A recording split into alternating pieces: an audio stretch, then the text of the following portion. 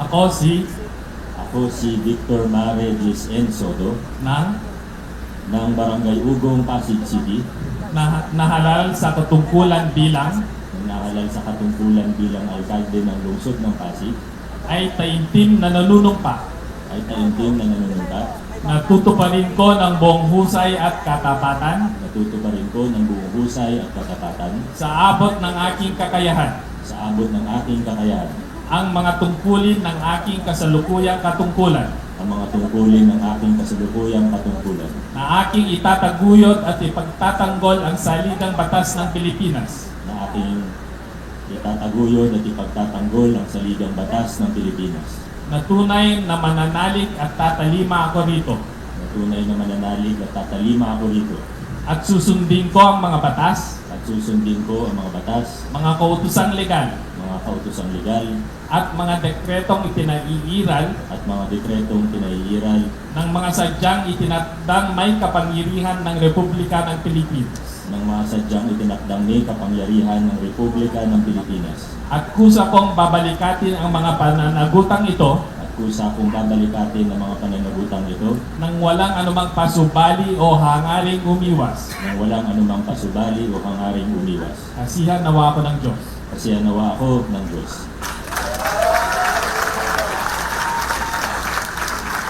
Congratulations, Mayor Vico Soto. Sa pagkakataong ito, matutunghayan natin ang mensahe N. Soto.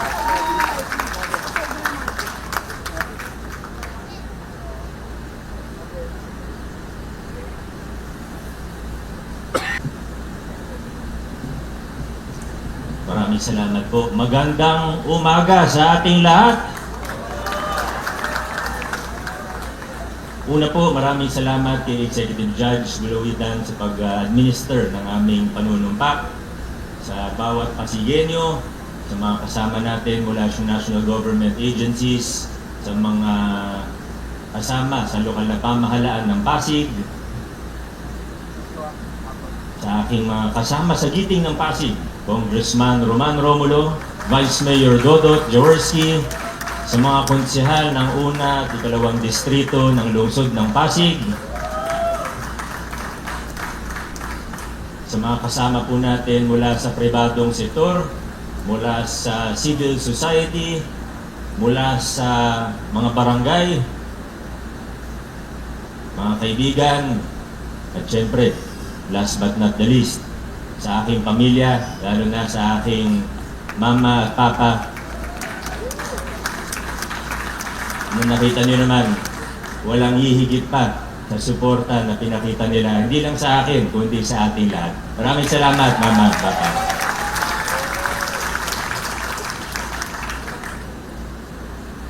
Kakaiba itong pinagdaanan natin noong 2025, ano? Grabe yun. Noong 2019, nag-umpisa po tayo, lumaban tayo, sinubukan natin tumayo sa prinsipyo. Maraming nagsabi sa atin, sa amin, ni Congressman Roman, na imposible yung gagawin ninyo. Kung gusto niyong magkaroon ng tsansa man lang, kailangan gumastos din kayo. May mga nagpakita sa akin, mga batikan, mga dating politiko, mga political operator, alam niyo na po yung ibig ko sabihin. Lumapit po sa amin, sabi nila, gusto namin ng pagbabago. Pero yung iba sa kanila, hindi po talaga pagbabago yung gusto. Nakitaan kami ng mga estimate na kung gusto nyo manalo, kailangan meron kayong leader per barangay, per purok, per street. Nung kino-compute ko na, yung isa doon, yung mahilig sumama sa press con, kilala ni Kong Roman yun. Kakampi daw namin, pero ito yung ginagawa nun. Sabi, itong breakdown, conservative na to, sabing ganun. Kailangan may allowance lahat yan. Para, hindi vote buying, pero per street, dapat may mga tao kayo. Tapos nung kino-compute ko na, syempre ako, bata, 29 years old that time, makikinig naman ako. Maninindigan ako, tatayo ako kung saan ako, pero makikinig muna ako. So pinakinggan ko, tinignan ko yung mga papeles na ginawa po nila, kinumpit ko ngayon. Sabi ko, per barangay, ganito. Per purok, ganito, per street. Aba, umaabot na sa more than 1 billion pesos yung computation nila. Sabi ko, saan naman ako kukuha ng ganyang pera? Sabihin na natin na gagawin ko. Saan naman ako kukuha ng ganyang kalaking pera? Sabi sa akin, kami nang bahala sa fundraising. Alam na.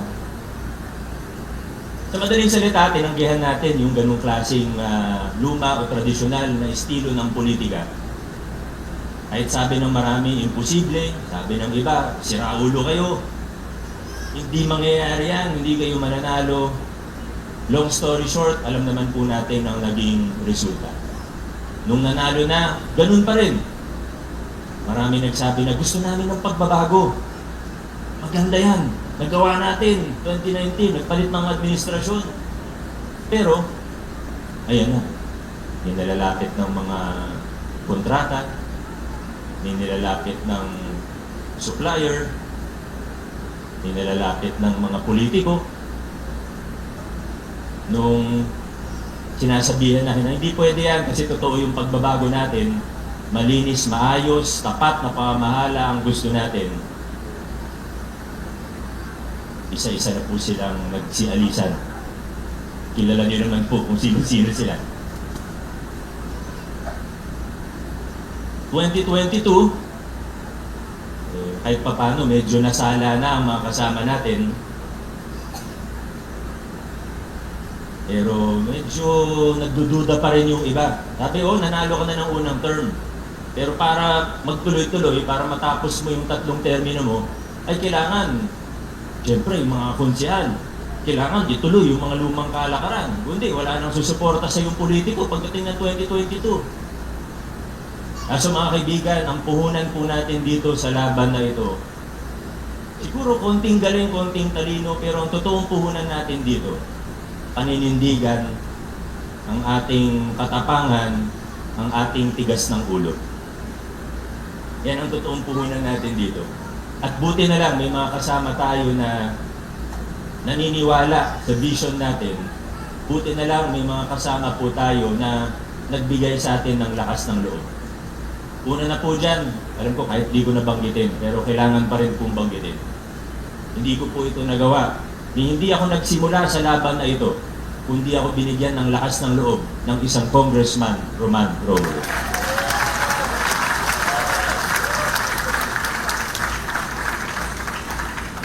Marami pa pong iba, ika nga unsung heroes, hindi naman natin mababanggit ang lahat ng isa-isa. Pero noong 2022, ito na, nagkaroon tayo ng lineup na buo ang unang edition ng Giting ng Pasig. Simple lang naman ang requirement natin.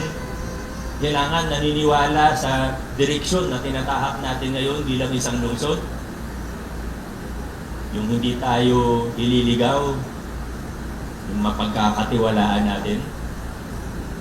Swerte po ako dahil nakahanap ako ng mga kakampi. Ang hirap maghanap, sa totoo lang. Hindi ng supporter, no? Pero yung mga kakampi na tatayo kasama mo. Sa konseho, lalo na para Vice Mayor. Mula 2022, kung noong 2019 to 2022, malalaki yung pagbabago, yung pinakamalalaking form ng korupsyon natanggal natin. Pero mula 2022, napakita natin na posible rin ito hanggang sa sanggunian panlungsod. Vice Mayor Dodot Jaworski, maraming salamat. Ganon din sa ating mga konsehal.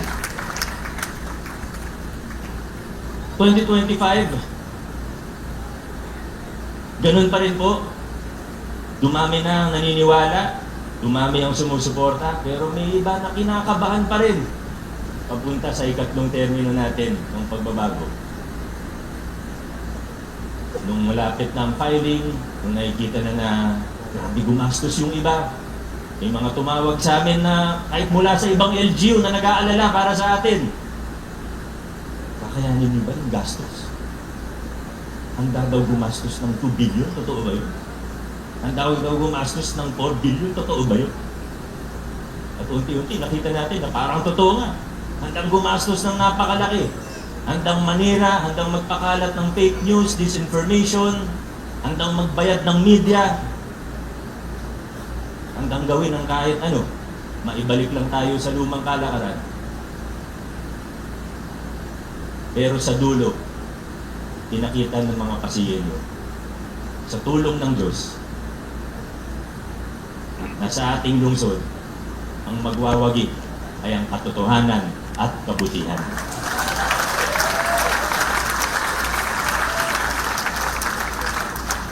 Mga kaibigan, tuloy po ang laban. Marami pa tayong kailangan gawin. Pero sa pagkakataong ito, hayaan niyo pong i-address ko ang iba't ibang grupo ng tao. Hahatiin ko na lang po sa 3 grupo ng mga Pasigueño. Uunahin ko na po ang mga Pasigueño, hindi man sila ganun karami, pero meron pa rin. Hindi natin minamasama. May mga iba na hindi sumuporta sa atin ng giting ng Pasig, pero yung dahilan nila ay sincero. Totoong naniniwala sila sa ibang kandidato, totoong hindi sila naniniwala sa mga pagbabago natin, wala pong problema doon. Ako po ang unang magsasabi na dapat tumayo ka sa paniniwala mo. Doon po sa unang grupo na ito, sa mga hindi sumuporta, pero totoong dahilan, sincero. Ngayon po, ang ating pamahalaan, alam niyo naman po yung tinataguyod natin na estilo ng pamamahala. Hindi tinitingnan ang kulay ng politika, ni hindi nila kailangan humingi ng pasensya sa akin. Magtulungan tayo, magtrabaho tayo, magkaisa tayo para sa ikabubuti ng ating lungsod. Ngunit meron din pong ikalawang grupo ng mga Pasigueño. Hindi ko alam kung mas malaki o mas maliit ito dun sa unang grupo. Pero meron pong mga hindi sumuporta sa iba kahit na alam nila ang totoo. Meron tayong mga nakita na alam nila yung kandidato nila kung paano yumaman. Alam nila. Okay lang kung hindi nila alam eh. Alam nila kung paano yung kalakaran na ginagawa para makakuha ng malalaking kontrata sa nasyonal na pamahalaan. Na pinakita pa sa kanila yung mga sasakyan na sinabihan sila na ito binibigay namin sa mga congressman ng ibang distrito at mga party list. Nakita nila, narinig nila sa sarili nilang mata at tenga kung magkano yung mga kickback na binibigay sa mga politiko. Pero yun yung pinili nilang suportahan. Muli po, kung hindi nila alam, okay lang po sana. Kaso, ang problema, alam nila. And that says more about them than it does about me.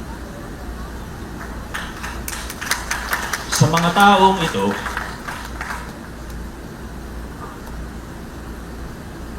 hinihikayat ko po sila mag-isip-isip na po ng maigi. Baka hindi pa huli para sa kanila.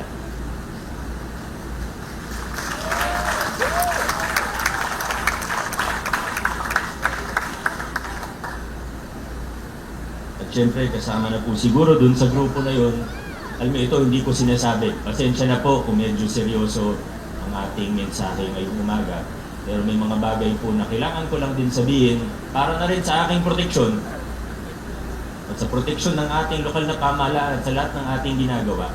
May mga bagay po na hindi ko pwede sabihin nung panahon ng pangangampanya. Kasi baka sabihin political motive. Baka sabihin, siyempre pagka political season, mahirap magsalita. Kasi sabihin politika lang yan. Ngayon, wala nang politika. 2028, hindi ako tatakbo. Ngayon pa lang sinasabi ko na sa inyo. Kaya malaya akong gawin kung anong tingin ko ang tama. Hindi nyo masasabihan na may bahid ng politika. At yung hindi ko masabi nung campaign period, na ngayon pwede ko na pong sabihin, sa lahat ng aming katunggalin, we extend a hand of peace, we extend a hand of unity. Kung maaari, magtulungan tayo para sa ikagaganda ng ating lungsod. Ngunit,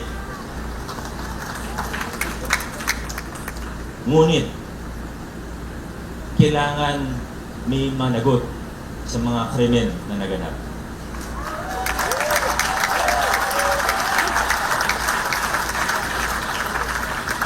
Una na po dyan, nag-viral lang yung building permit na yan pero hindi naman yan yung talagang problema. Yung bilyon-bilyong piso ng buwis na utang ninyo sa nasyonal at lokal na pamahalaan, bayaran ninyo.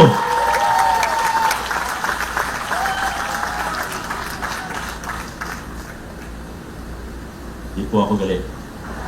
Nagpapaliwanag lang. Tatayuan po natin kung anong tama.